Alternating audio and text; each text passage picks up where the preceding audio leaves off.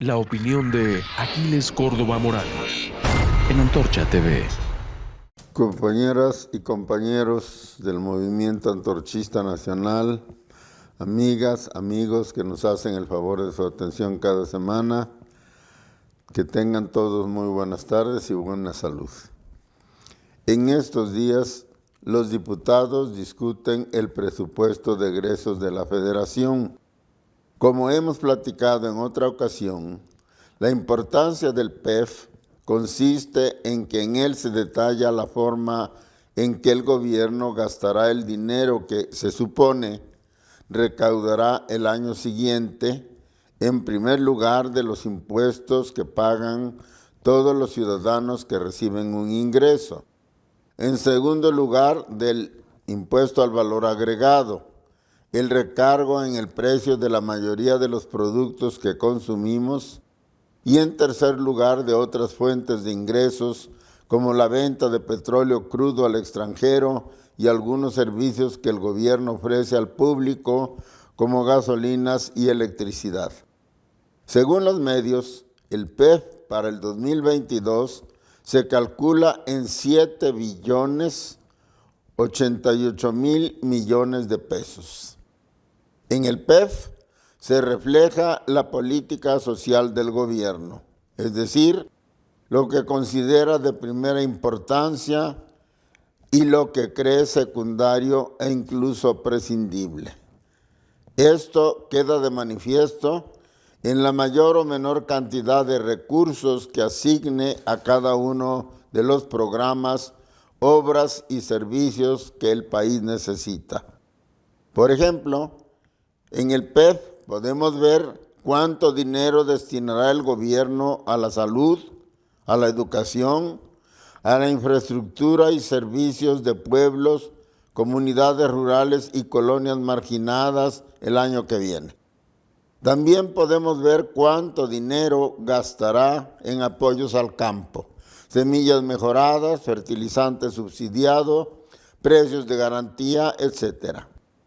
A las grandes obras de infraestructura como carreteras, autopistas, puertos, aeropuertos, ferrocarriles, presas, puentes, etcétera, para impulsar el crecimiento de la economía, etcétera, etcétera.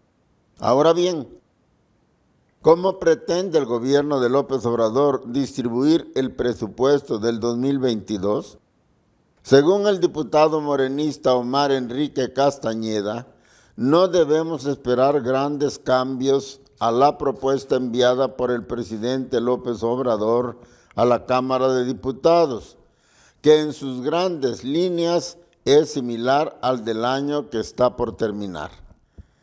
Precisó textualmente el diputado: tenemos un incremento de 7.7% respecto al PEF de 2021, aclaro yo, que nos da un presupuesto total de 7 billones 88 mil millones de pesos para 2022, con un incremento al gasto federalizado de 4.7%, lo que es una buena noticia porque es fortalecimiento a estados.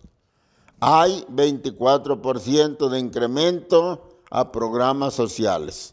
El Financiero, 8 de noviembre. Remarcó que se trata de un proyecto diseñado para reforzar los grandes proyectos de infraestructura del gobierno. Así pues, la diferencia más destacable entre el PEF de 2021 y el que se discute para 2022 radica en que este último incrementa las participaciones de los estados en un 4.7% y las destinadas a financiar las ayudas en dinero a la población vulnerable y los proyectos emblemáticos del presidente, Aeropuerto Felipe Ángeles, Refinería de Dos Bocas, Tren Maya, en un 24%, o sea, 5 veces más que a los 32 estados del país. Esto no significa que no haya incrementos en otros renglones como salud y educación, pero sí que son o serán menores al 4.7% asignado a los estados. Sobre este aumento a los estados, habrá que conocer la opinión de los señores gobernadores para saber si es suficiente o no.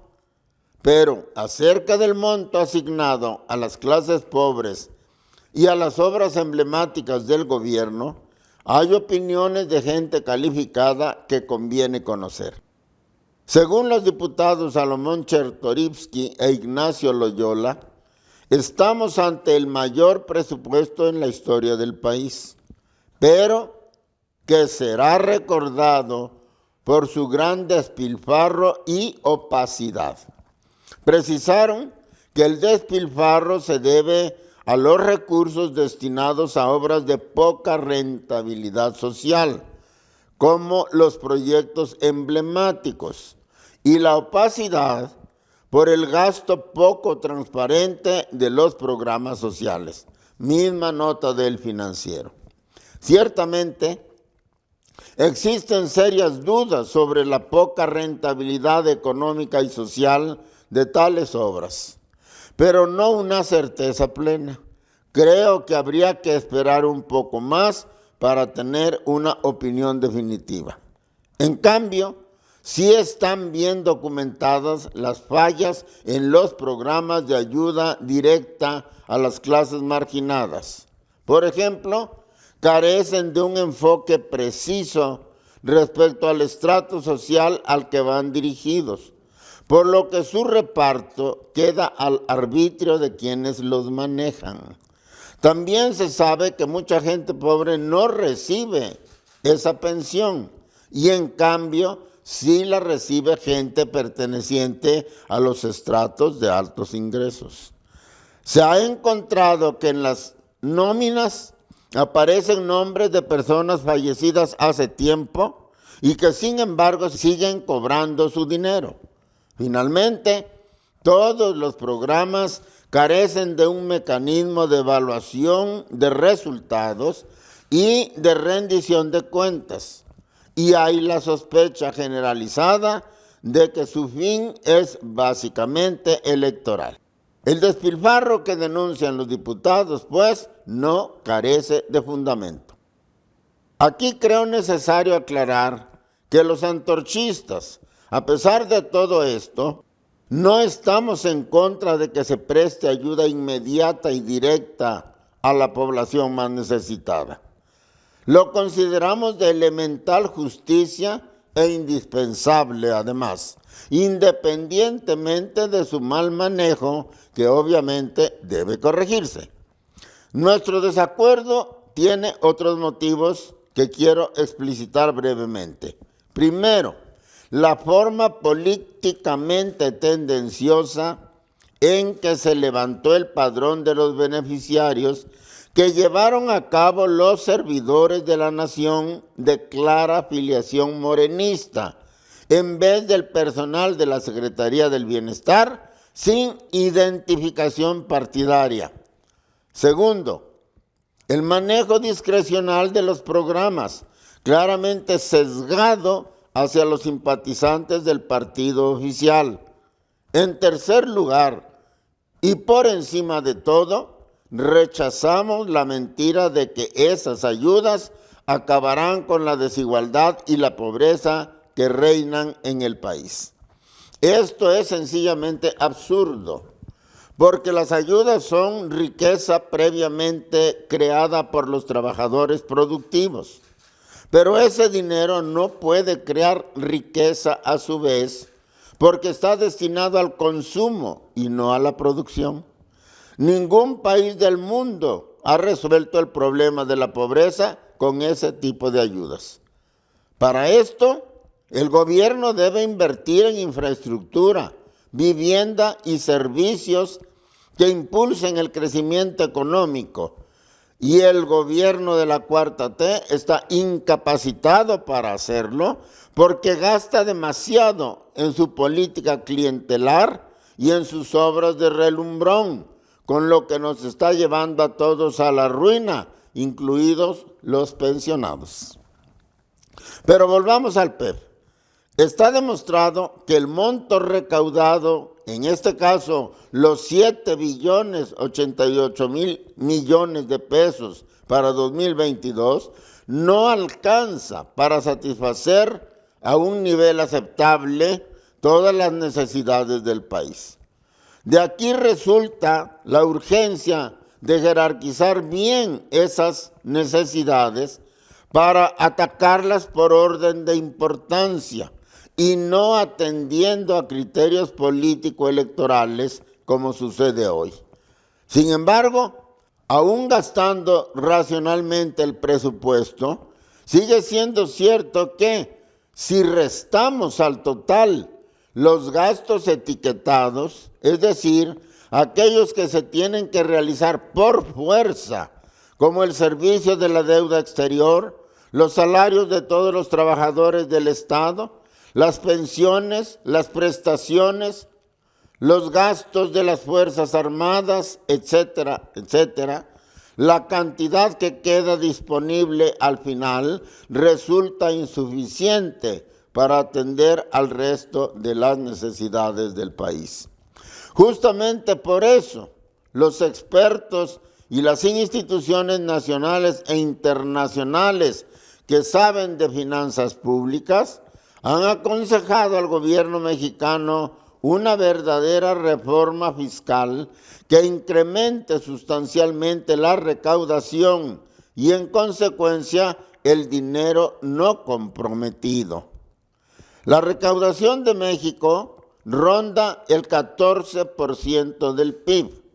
Es la más baja de la OCDE y menor también que la media latinoamericana, por encima del 20%.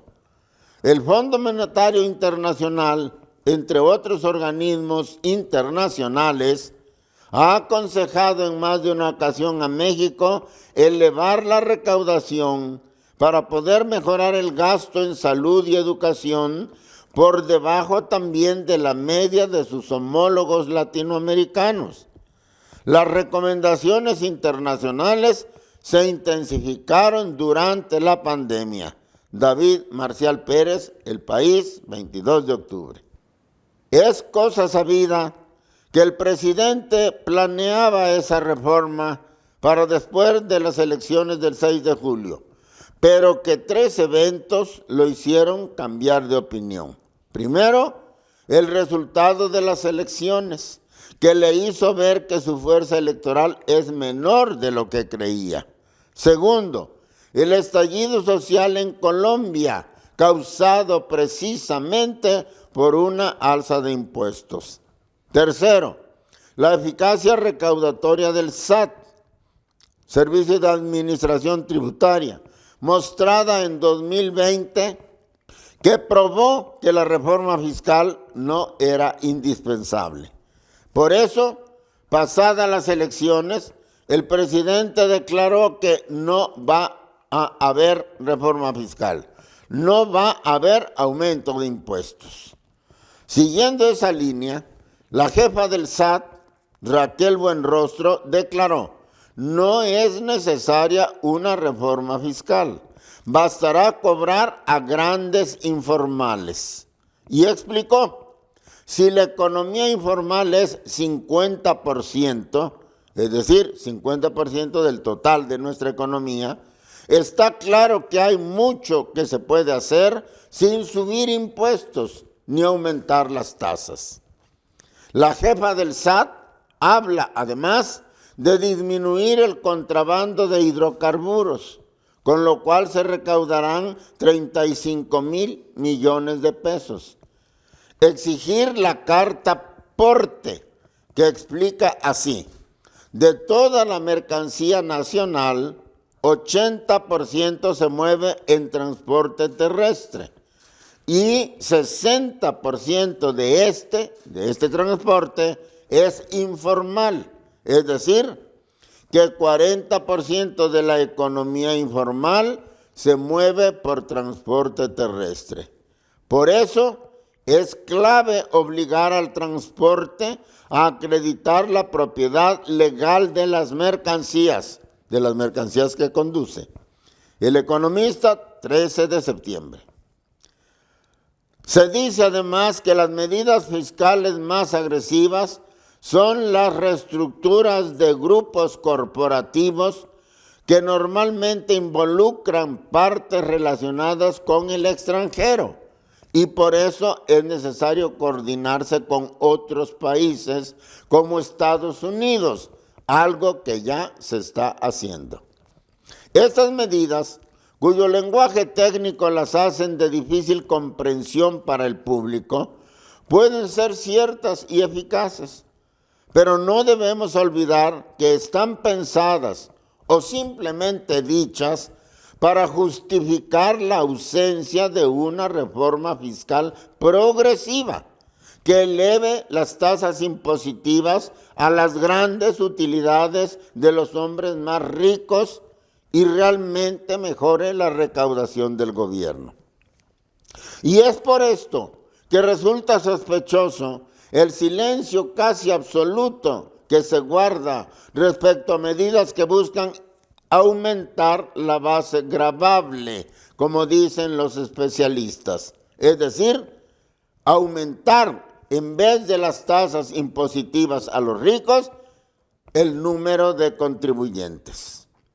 Esto solo puede interpretarse como la intención de aplicar impuestos a las grandes masas populares todavía exentas de ese pago, puesto que la ínfima minoría de los privilegiados no permite hablar de un aumento serio del número de contribuyentes. Los medios aseguran que la llamada miscelánea fiscal incluye en la base gravable a toda la microinformalidad, es decir, micronegocios como taquerías, estanquillos, talleres mecánicos, peluquerías, salones de belleza, cocinas económicas y similares. También obliga a obtener su registro federal de contribuyente, RFC, a todos los jóvenes con más de 18 años, tengan o no ingresos propios. Los entendidos aseguran que esto no tendría sentido si no se tratara de aumentar la recaudación cobrando impuestos a la gente por cualquier dinero en efectivo que entre en sus bolsillos, sin importar la suma, el origen y el destino del mismo.